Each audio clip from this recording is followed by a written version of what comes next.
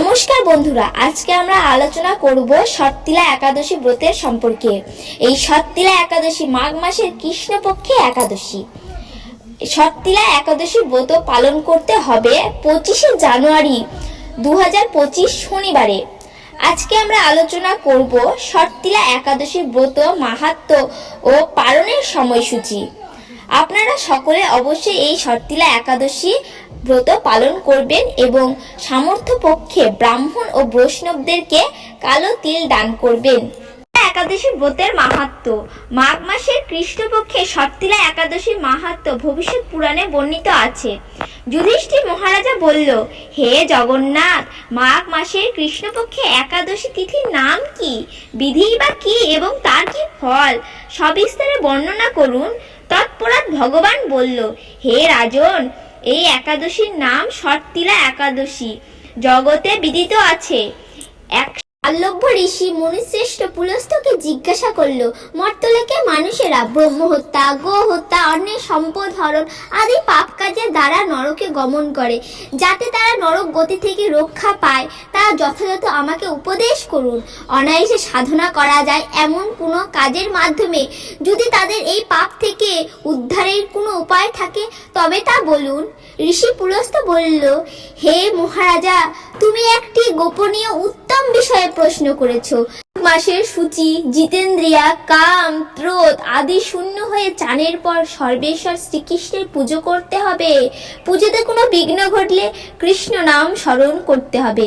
রাত্রিতে অর্চনা হোম করবে, তারপরে চন্দন, আগুন, কর্পূর, শর্করা প্রভৃতি দ্বারা নৈবেদ্য প্রস্তুত করে ভগবানকে নিবেদন করবেন। কুষ্মাণ্ডু, নারকেল অথবা 100 গুবাক দিয়ে অর্ঘ্য প্রদান করবেন। কৃষ্ণ কৃষ্ণ কৃপালস্যং গতিভাং ইত্যাদি মন্ত্র দিয়ে শ্রীকৃষ্ণের পুজো করতে হবে। তারপরে কৃষ্ণ আমার প্রতি প্রাপ্ত হন বলে যথাশক্তি ব্রাহ্মণকে জলপূর্ণ কলসি, ছত্রা, বস্ত্রা, পাদুকা, গাভী ও তিলের পাত্র দান করতে হবে। স্নানদায়িনী কার্যে কালো তিল অত্যন্ত শুভ।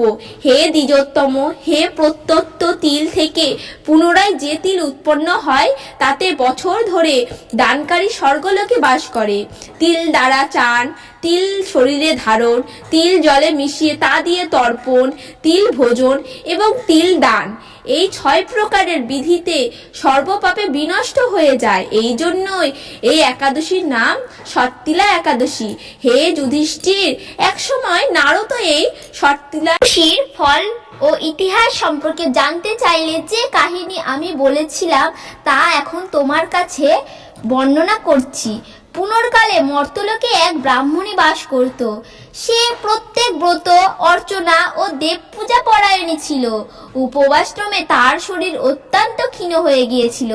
সে মহাসতী ব্রাহ্মণী অন্যের কাছ থেকে দ্রৌপদী গ্রহণ করে দেবতা, ব্রাহ্মণ, কুমারীদেরকে ভক্তি করে দান করত, কিন্তু কখনো সে ভিক্ষুককে ভিক্ষাদান ও ব্রাহ্মণকে অন্নদান করেনি। এই ভেবে বহু বছর ক্রম হলো। আমি চিন্তা করলাম, কষ্ট সিদ্ধি ভিন্ন ব্রত করার ফলে ওই ব্রাহ্মণীর শরীরটি শুকিয়ে যাচ্ছে। যে যথার্থভাবে বৈষ্ণবদেরকে অর্চনা করেছে কিন্তু তাদের পরিতৃপ্তির জন্য কখনো অন্নদান করেনি। তাই আমি একদিন কাপালিক রূপ ধারণ করে তামার পাত্র হাতে নিয়ে তার কাছে গিয়ে ভিক্ষা প্রার্থনা করলাম। ব্রাহ্মণী বলল, হে ব্রাহ্মণ, তুমি কোথায় থেকে এসেছো, কোথায় বা যাবে তা আমাকে বলো। আমি বললাম, হে সুন্দরী, আমাকে ভিক্ষা দাও। তখন সে মহাক্রুদ্ধ হয়ে আমার পাত্রে একটি মাটির ঢেল নিক্ষেপ করলো। তারপরে আমি সেইখান থেকে চলে গেলাম। বহুকাল পরে সে ব্রাহ্মণী প্রতর প্রভাবে সশরীরে স্বর্গে গমন করলো। মাটির ঢেল দান করার ফলে একটি মাটির মনোরম গৃহ সে প্রাপ্ত হলো। কিন্তু হে নারদ, সেইখানে কোনো ধান চাল কিছুই ছিল না। গৃহ শূন্য দেখে মহাক্রোধে সে আমার কাছে এসে বলল, আমি ব্রতেতে কৃষ্ণ সাধনা ও উপাসনার মধ্যে নারায়ণের আরাধনাও করেছি।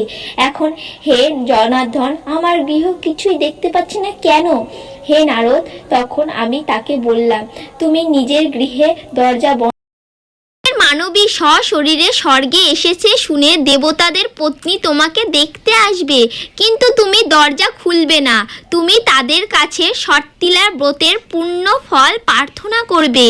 যদি তারা সেই ফল প্রদান করতে রাজি হয় তবেই দরজা খুলবে।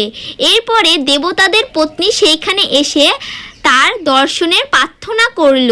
শর্তিলার ব্রতের ফল পেলেই কেবলমাত্র সেই মানবী দর্শন দেবে জেনে তার মধ্যে একজন দেবতাদের পত্নী তাকে শর্তিলার ব্রতের পূর্ণ ফল প্রদান করল।